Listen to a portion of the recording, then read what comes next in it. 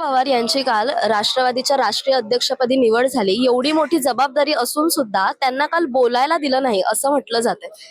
अरे असं कसं बोलायला दिलं जात नाही. अजून राष्ट्रीय अध्यक्ष पदाची निवडणूक संपल्यानंतर त्यांना संपूर्ण देशामधले प्रदेश अध्यक्ष, संपूर्ण जिल्ह्यांमधले जिल्हाध्यक्ष, तालुका अध्यक्ष, कार्यकारिणीतले सदस्य, वेगवेगळ्या पक्षातले पदाधिकारी हे सगळे नेमल्यानंतर सगळ्या पत्रकारांशी ते विस्तृत बोलतील. आता पहिल्यांदा काल त्या राष्ट्रीय अध्यक्ष झाल्यानंतर ताबडतोबीने बोलण्याची अपेक्षा करण्यापेक्षा त्यांना संपूर्ण पक्षाची शिस्त आणि पक्षाची सिस्टम जी प्रक्रियेमधनं जी पूर्ण करायची असेल ती झाल्यानंतर ते बोलतील.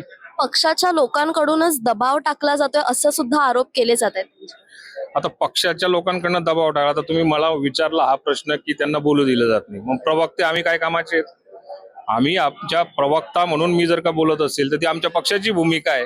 प्रत्येक वेळेला राष्ट्रीय अध्यक्ष, प्रत्येक वेळी प्रदेशाध्यक्ष बोलण्याची आवश्यकता नाही. ते प्रवक्त्यांचं काम आहे. आमची नियुक्तीच त्याच्याकरता केलेली असेल. त्यामुळे सगळ्या प्रश्नांची उत्तरं प्रवक्त्यांच्या माध्यमातून सुद्धा दिली जातात.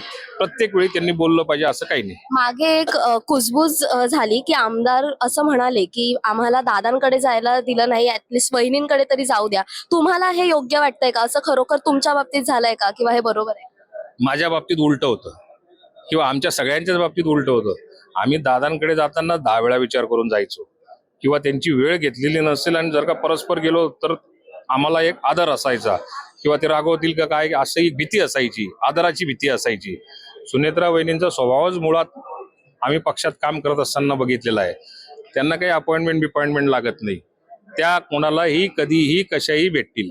त्यामुळे या सगळ्या गोष्टी त्यांचा जे बोलले असतील त्यांना बोलायचं वेगळं असेल किंवा चेष्टेचा भाग कुठेतरी असेल. त्यामुळे तिथे काय झालं ते मला माहिती नाही. या गोष्टीला काही अर्थ नाही.